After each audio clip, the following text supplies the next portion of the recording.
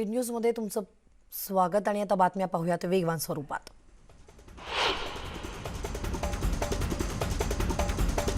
महागाईवरून जनतेचं लक्ष हटवण्यासाठी चौकशी आणि आरोप प्रत्यारोपाचा विरोधकांकडून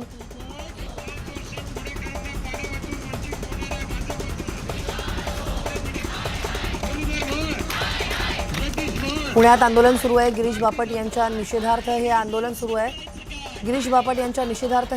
सुरू आहे। पुण्यात पाणी प्रश्न पेटल्याचं आपण पाहतोय।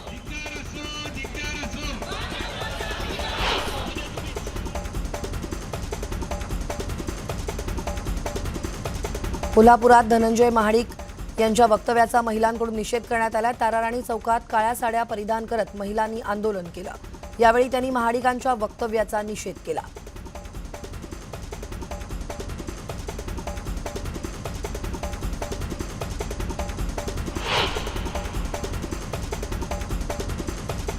भाजप आमदार बबनराव लोणीकर यांच्या अडचणीत वाढ झाली आहे। महावितरण अभियंत्याला धमकी दिल्याप्रकरणी महावितरणकडून चौकशी सुरू आहे। चौकशीत दोषी आढळल्यास त्यांच्यावर कारवाई होऊ शकते।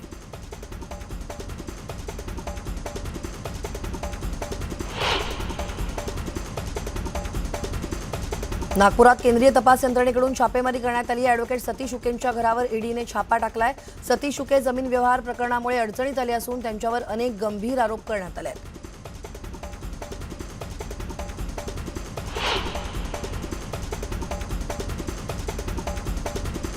डॉक्टर बामू विद्यापीठात संशोधनाचा गोरखधंदा सुरू असल्याचा प्रकार समोर आला। इथल्या विभाग प्रमुख उज्ज्वला भडंगे यांनी संशोधनकर्त्या विद्यार्थिनींकडे पैशाची मागणी केल्याचा आरोप होतोय। याबाबत विद्यार्थिनीनं कुलगुरूंकडे तक्रार केली होती, मात्र या तक्रारीची दखल न घेतल्यानं आता तिने पोलीस स्टेशनमध्ये धाव घेतली आहे।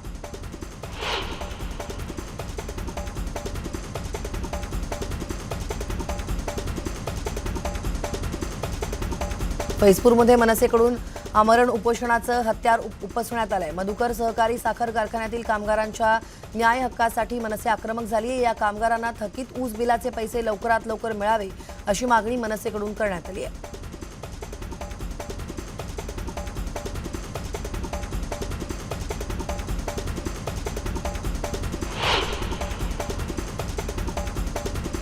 उपमुख्यमंत्र्यांच्या अल्टिमेटम नंतरही विलिनीकरणाच्या मुद्द्यावरती ठाम असलेले जळगावातील कर्मचारी आजही संपात सहभागी आहेत। जोपर्यंत आमच्या मागण्या पूर्ण होणार नाही तोपर्यंत आम्ही संप मागे घेणार नाही अशी भूमिका या कर्मचाऱ्यांनी घेतली आहे।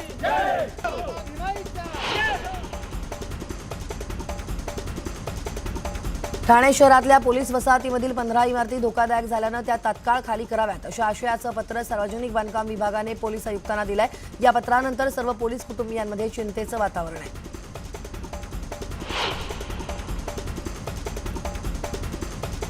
भिवंडी महापालिकेचा 842 कोटी 29 लाख 47 हजारांचा अर्थसंकल्प महासभेत सादर झाला। मनपा आयुक्तांनी स्थायी समितीकडे सदस्य केलेल्या अंदाजपत्रकापेक्षा यात 20 कोटींनी वाढ करण्यात आली आहे।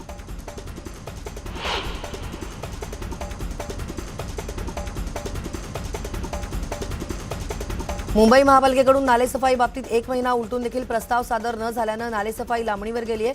7 मार्चच्या बैठकीत माजी स्थायी समिती अध्यक्ष यशवंत जाधव यांनी नालेसफाईचे प्रस्ताव राखून ठेवल्यामुळे मंजूर झाले नव्हते। त्यामुळे मुंबईची तुंबई होण्याची शक्यता नाकारता येणार नसल्याचं मत भाजप नेते भालचंद्र शिरसाट यांनी मांडलंय।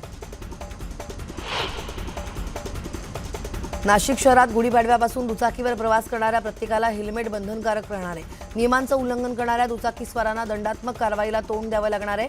विना हेल्मेटवर आलेल्या दुचाकी चालकांना पेट्रोल देणाऱ्या पंप चालकांवर आत्महत्येस प्रवृत्त करणं अशा स्वरूपाचा गुन्हा दाखल केला जाईल अशी तंबी नाशिक शहराचे पोलीस आयुक्त दीपक कुमार पांडे यांनी दिली आहे।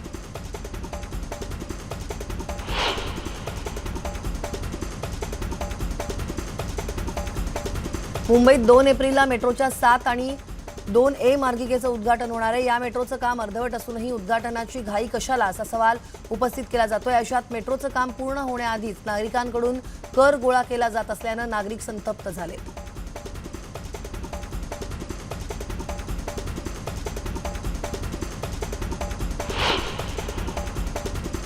लांब पल्ल्याच्या गाड्यांना स्वतंत्र मार्ग मिळावा यासाठी मुंबई सेंट्रल ते बोरिवली दरम्यान 5वी-6वी मार्गिका आकारण्यात येते।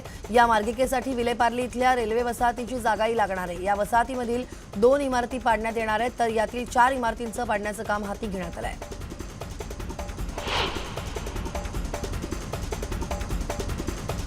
डेक्कन क्वीन एक्सप्रेस अर्थातच दख्खनच्या राणीचं रुपडं लवकरच पालटणार आहे. गाडीला LHB प्रकारातील अत्याधुनिक नवे डबे जोडण्यात येणार आहेत, त्यामुळे गाडीतील प्रवास आणखी आरामदायक होऊ शकेल.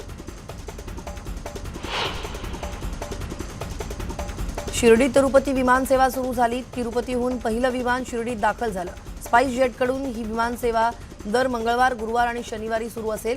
ही विमान सेवा सुरू झाल्यानं भाविकांमध्ये आनंदाचं वातावरण आहे.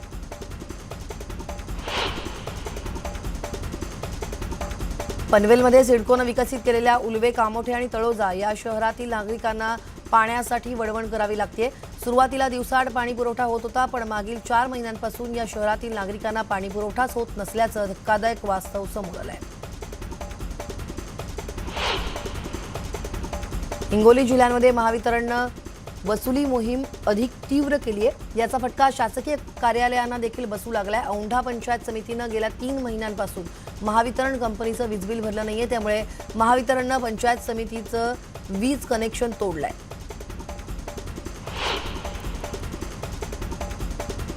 बीड शहरातील पेठ भागामध्ये 9 ठिकाणी धाडी टाकून चक्री जुगार खेळणाऱ्या 20 जणांना रंगेहात पकडण्यात आलाय. यावेळी 85,000 रुपयांसह संगणक, लॅपटॉप आणि एकूण 3,90,780 रुपयांचा मुद्देमाल जप्त करण्यात आलाय. भंडारा जिल्ह्याच्या तुमसर तालुक्यातील पिंपरी सुनी येथील शेतकऱ्यानं गळफास घेऊन आत्महत्या केली आहे. आत्महत्या केलेल्या शेतकऱ्याचं नाव रामदास पटले असं आहे. त्यांनी स्वतःच्या शेतात झाडाला दोरी बांधून आत्महत्या केली आहे.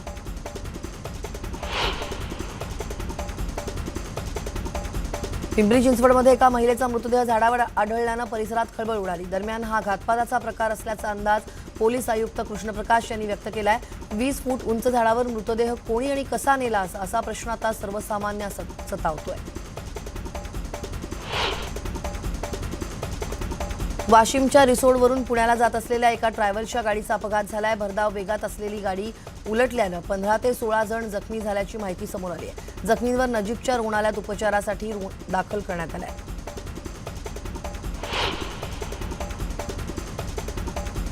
बुलढाण्यातल्या मेहकर इथं शासकीय कार्यालयाला आग लागली. या आगीत कार्यालयातील महत्त्वाची कागदपत्रं जळून खाक झालीत. याच इमारतीमध्ये असंख्य विभाग असल्यानं उपनिबंधक विभाग, आपत्ती व्यवस्थापन विभाग आणि निवडणूक विभागातील फाईल्स जळून गेल्यात, तर शॉर्ट सर्किटमुळे आग लागल्याचा अंदाज वर्तवण्यात आलाय.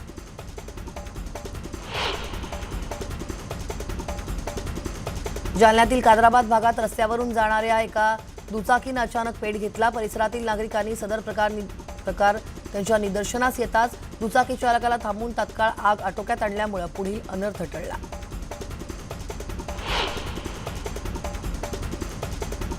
पेट्रोल आणि डिझेलच्या दरात पुन्हा वाढ झाली आहे. पेट्रोल आणि डिझेल 84 पैशांनी महागलेलं आहे. मुंबईत पेट्रोल 116 रुपये 72 पैसे प्रति लिटर मिळत आहे, तर डिझेलसाठी प्रति लिटर 100 रुपये 94 पैसे मोजावे लागत आहेत.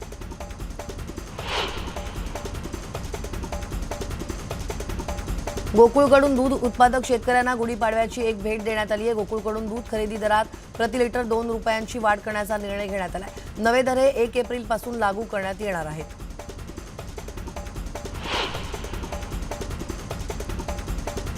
विदर्भ आणि मध्य महाराष्ट्रात उष्णतेची लाट सुरू झाली असून या भागांसह मराठवाड्यात पुढील 3 दिवस उष्णतेच्या लाटेचा इशारा हवामान विभागानं दिलाय.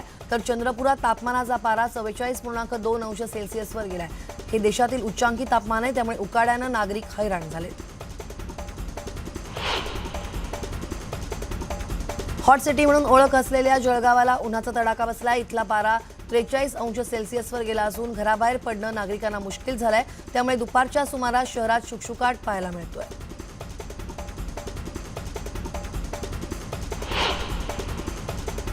नागपूरमधील शाळांसंदर्भात पालिकेने नवे आदेश काढलेत. नागपूरमधील शाळा दुपारऐवजी सकाळच्या सत्रातच होणार आहे. न्यूज 18 लोकमतनं दाखवलेल्या बातमीचा मोठा इम्पॅक्ट दिसून आला.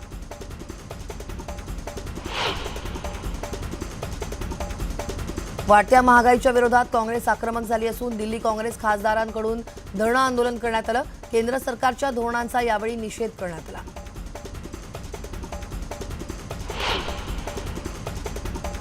5 राज्यांच्या विधानसभा निवडणुकीतील पराभवानंतर काँग्रेस पुन्हा एकदा निवडणूक रणनीतिकार प्रशांत किशोर यांच्या संपर्कात असल्याची माहिती मिळते.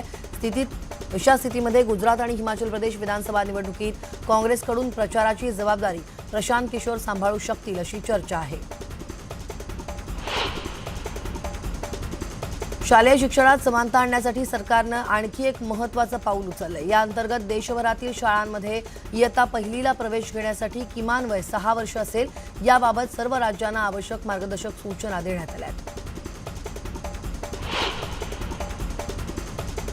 देशात कोरोना रुग्णसंख्येचे रोज नवनवीन आकडे समोर येत आहेत. देशात गेल्या 24 तासात 1225 नवीन रुग्णांची नोंद झाली असून 28 जणांचा मृत्यू झालाय, तर 1594 जणांनी कोरोनावर मात केल्याचं समोर आलंय.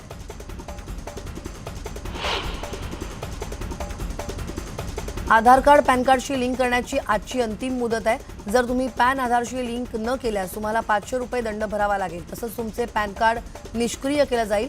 त्यामुळे करदात्यांना अनेक आव्हानांना सामोरं जावं लागणार आहे.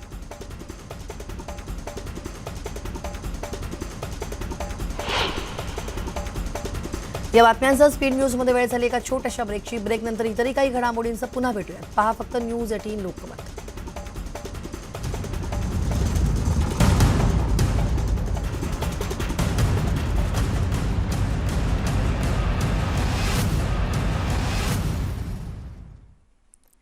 स्पीड न्यूजमध्ये ब्रेकनंतर तुमचं पुन्हा एकदा स्वागत. बातम्या पाहूयात वेगवान स्वरूपात.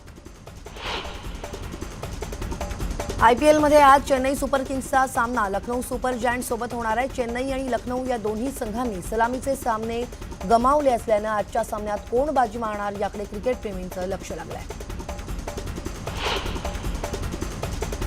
अभिनेते अनुपम खेर यांच्या काश्मीर फाईल चित्रपटाला चांगलीच लोकप्रियता मिळते. अशात त्यांच्या घराबाहेर पंडितांच्या रांगा लागल्याचा एक व्हिडिओ अनुपम खेर यांनी शेअर केलाय. सिनेमा रिलीज झाल्यानंतर अनेक वेळा माझ्या घराबाहेर पंडित पूजा करून आशीर्वाद देऊन जातात, असं अनुपम खेर यांनी म्हटलंय.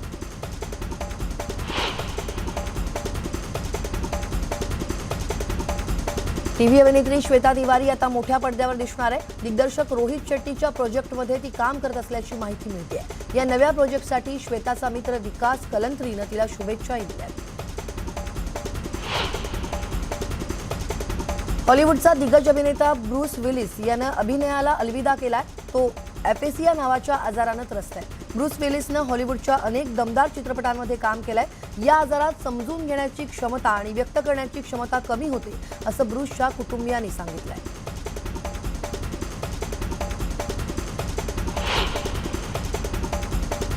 या बातम्यांसह स्पीड न्यूजमध्ये वेळ झाली इथेच थांबण्याची. ताज्या बातम्यांच्या अपडेटसाठी लॉग ऑन करायला विसरू नका. news18lokomat.com वर आमच्या फेसबुक आणि ट्विटर पेजलाही फॉलो करा. आमच्या यूट्यूब चॅनलला सबस्क्राईब करा आणि बेल आयकॉन दाबायला विसरू नका. ताज्या बातम्यांचा ओघ न्यूज 18 लोकमतवर असा सुरू राहील. तेव्हा पहा फक्त न्यूज 18 लोकमत.